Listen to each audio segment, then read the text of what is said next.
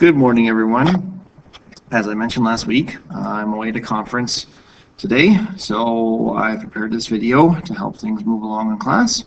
We're going to start like we normally do with a number talk. Okay, so as we do before, just kind of put your hands or your fists kind of in front of you a little bit and give a thumbs up when you think you have the answer to this. So the question is going to be, which grid has more squares? And there's 3 examples. And whoever's covering the class is going to help you lead you through this. So here's number 1. So once it's up, maybe pause the video and have the discussion and then come back when you're ready. So which of those 2 grids has more squares?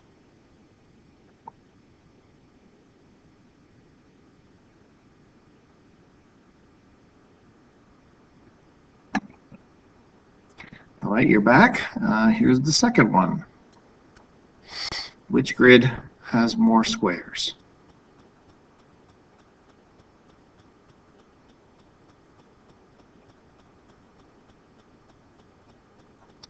And here's the third one. Which one has more squares?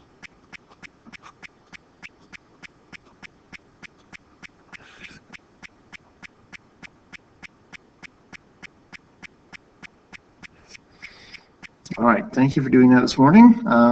You're going to be getting a handout for your note today because there's a bit of word stuff on it. So I thought I'd give you a little bit of a break and have a template for the note.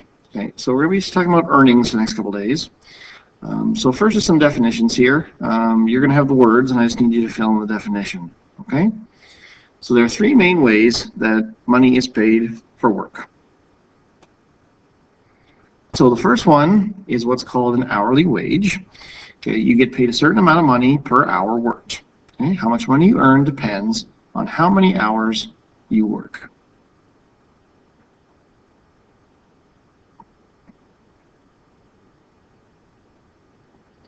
So typical types of jobs for hourly wage, any kind of retail, food service, those kind of things typically are based on hourly wage.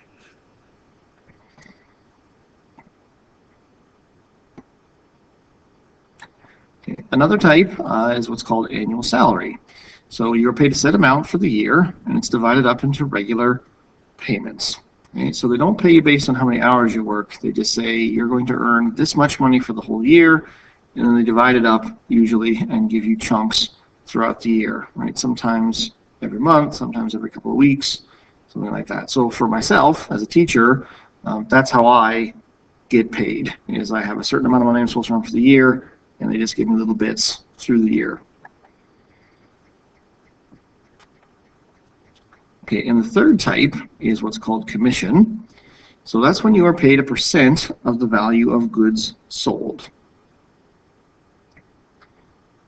Typically for commission, you see that in like furniture stores. Sometimes like the Brick Leons tend to have what they're called commission sales staff. Some people who come door to door trying to sell you things or sell your parents things, they are probably paid so much per person they get signed up. Okay, so it's based on how much work you've completed, not how long you were there, how much stuff you got done, or how much you sold.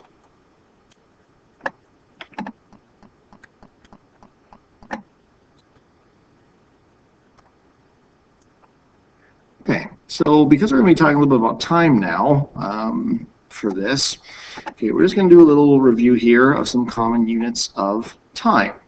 So what I would invite you to do is in a moment here to pause the video and as a class, see how many of these you can run down by yourself, and then I'll take it up here afterwards. Okay, so please do that for a couple of minutes and then resume the video and we'll go through them.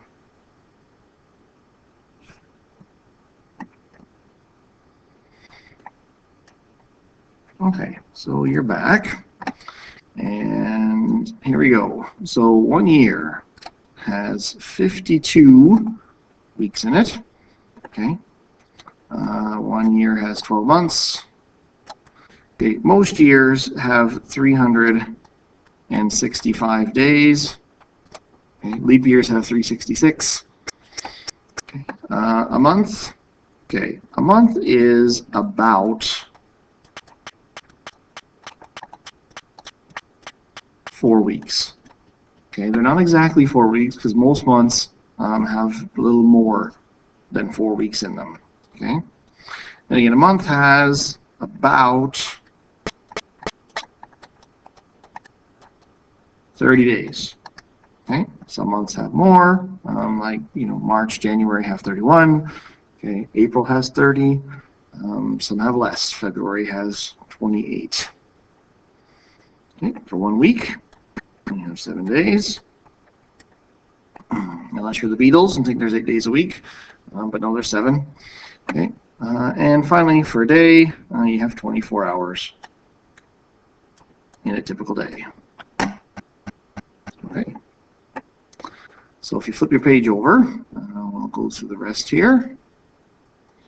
So example 1, Shay gets a part-time job at Tim Hortons. She worked 3 shifts this week, one that was 4 hours, one that was 3 hours, and one that was 8. So part A, determine her total time worked during the week. Okay, and I think we're good with that, right? Total means we're just going to add those. So I've got 4 plus 3 plus 8. So that means in total that she worked, let's see, 15 hours. Okay. Her salary is $12.50 per hour. Determine her earnings for the week. Okay. So we could sit here and add together $12.50 15 times, okay, but it's way more efficient to just multiply. So we're going to say we have $12.50, right, per hour times how many hours that she works. So 15.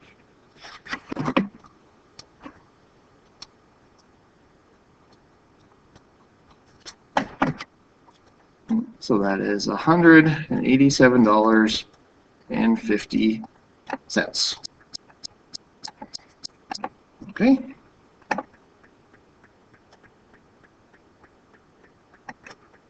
Example 2.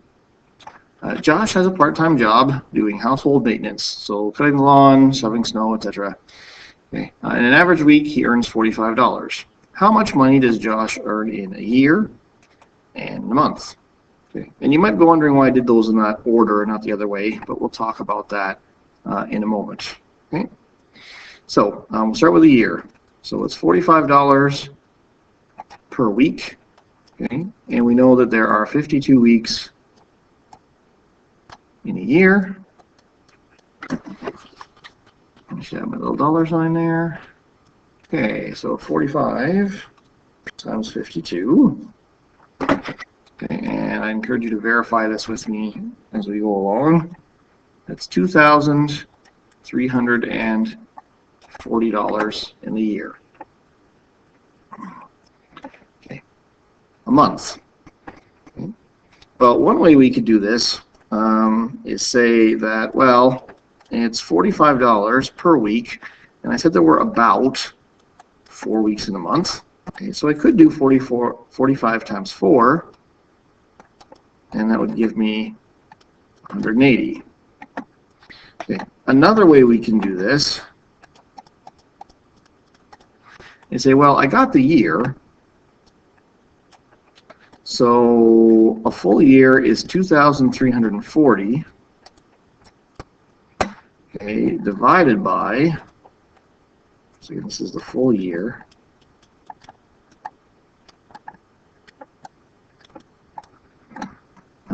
We wanted a month, so I'm going to divide that by 12. And let's see what we get.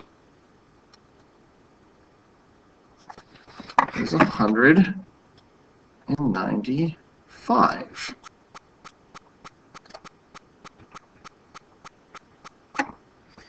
Okay, and we've got 2 different answers. Okay, and again, the reason that they're different is that, right, this is kind of an approximation. So maybe we should write that word here. This is approximate. Or maybe an estimate might be a better word. Let's do that.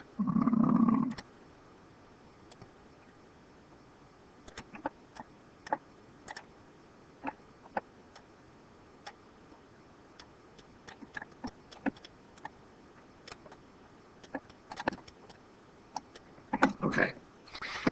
Okay, and the reason that this is happening is because in a typical month, there's a little more than 4 weeks, right? 4 weeks, 4 times 7 is only 28 days, and most months have 30 or 31 days.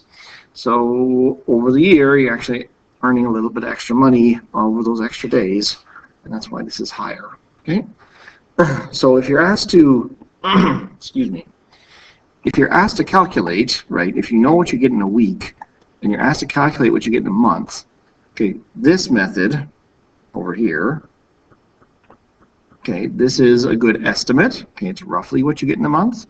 Okay, if you need it to be really accurate, you want to do it this way. Okay, calculate your full year first, and then divide it by 12, and that gives you per month. Okay. So that's it for the note video. Okay, thanks for following along. Okay, and as per usual, you'll get some practice work now in this area to work on for the rest of class. Okay, have a wonderful day, and I will see you tomorrow. And if it wasn't on the announcements today, I believe tomorrow we're doing option sheets, right? So picking your courses for next year. We're doing that during our class, okay, period 2 for grade 10 students, and it's only for half the class. Okay, so half the class will be in the cafeteria doing that, and half the class will be here doing kind of a regular thing. All right, I'll see you tomorrow.